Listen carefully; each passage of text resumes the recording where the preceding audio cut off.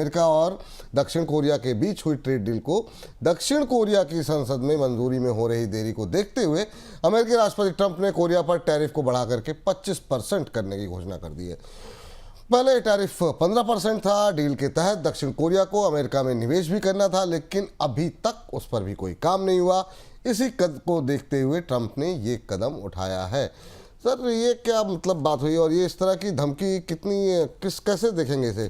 क्या कुछ कहा गया ट्रंप की तरफ से? सर, ट्रंप है और ट्रंप चाहते हैं कि उनकी की हुई डील तुरंत लागू हो। वजह क्या है समझने की कोशिश करिए। साउथ कोरिया की प्रॉब्लम क्या है? साउथ कोरिया ने सबसे आसानी से सबसे स्मूथ डील की, कोई बहस नहीं की, डोनाल्ड ट्रंप के साथ कुछ भी विवाद नहीं किया। डोनाल्ड ट्रंप ने जो कहा वो मान लिया। उनको केवल 15% का टैरिफ चाहिए था जो जापान से उनको प्रतिस्पर्धी बनाता हो, ताकि कोरिया की कारें जापान की कारों से महंगी ना हो अमेरिका के बाजार में। वो मिल गया।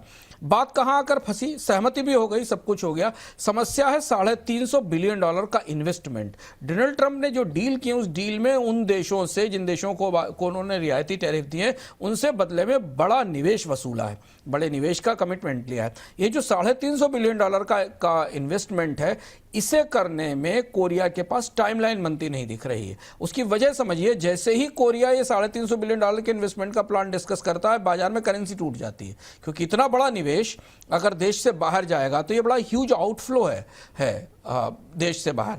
तो इसे लेकर कोरिया की राजनीति आपस में उलझी हुई है और इस वजह से अभी तक की पूरी ट्रीटी, जो पूरी डील हुई थी, जिस डील में टैरिफ कट भी शामिल है और $350 बिलियन का कोरियन इन्वेस्टमेंट अमेरिका में शामिल है, उसे मंजूरी नहीं मिल पाई है। और इस पर डोनाल्ड ट्रंप आज खफा हुए और नाराज हुए। उन्होंने धमकी दी कि हम दोबारा टैरिफ लगाएंगे। हालांकि उन्होंने कहा लगाया नहीं, बाद में उन्होंने कहा कि हम इस पर बातचीत करके सहमति बनाएंगे।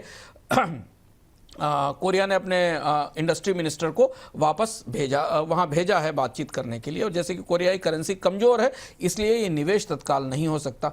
डोनाल्ड ट्रंप क्या चाहते हैं ये भी बता दें। डोनाल्ड ट्रंप पे चाहते हैं कि अमेरिका की सबसे बड़ी कमजोरी है शिपिंग।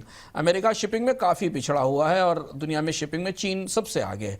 अमेरिका ये चाहता है कि कोरिया अपनी शिपिंग तकनीक लेकर आए, वहाँ के डॉकयार्ड्स में और शिपिंग इंडस्ट्री में बड़ा निवेश करे और मैरीटाइम में कॉमर्शियल मैरीटाइम में कॉमर्शियल शिपिंग में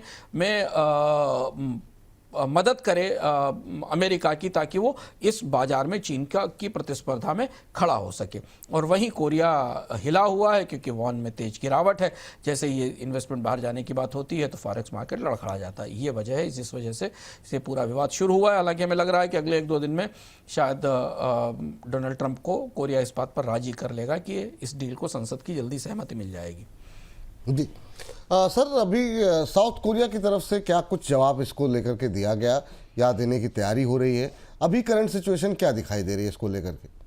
साउथ कोरिया ने अभी सिर्फ ये कहा है कि वो अपनी पुराने साल की डील पर, जो पिछले साल की डील है उस पर कमिटेड है। और दूसरी तरफ बाजारों को भी थोड़ा, क्योंकि कोरिया के बाजार काफ़ी हिले हुए हैं, 2 तरीके की चीज़ों में फंसे हुए हैं। एक तो ये कि विदेशी निवेश बाहर जाने पर या पूंजी बाहर जाने पर करेंसी पर असर पड़ रहा है। दूसरी तरफ जैसे ही ट्रंप ने धमकी दी वैसे ही कार कंपनियों के, एक्सपोर्ट कंपनियों के स्टॉक हिल गए, क्योंकि अगर नया टैरिफ आएगा तो उनके लिए बड़ी दिक्कत होगी। तो डोनाल्ड ट्रंप की इस पूरी व्यवस्था से कोरिया की पूरी अर्थव्यवस्था, बाजार, मार्केट मैनेजमेंट, ये सब हिला हुआ है। तो इंडस्ट्री मिनिस्टर जो किम जुंग क्वान है, उनको वापस भेजा गया वाशिंगटन बातचीत करने के लिए। लिटनिक के साथ उनकी बातचीत अगले 1-2 दिन में होगी।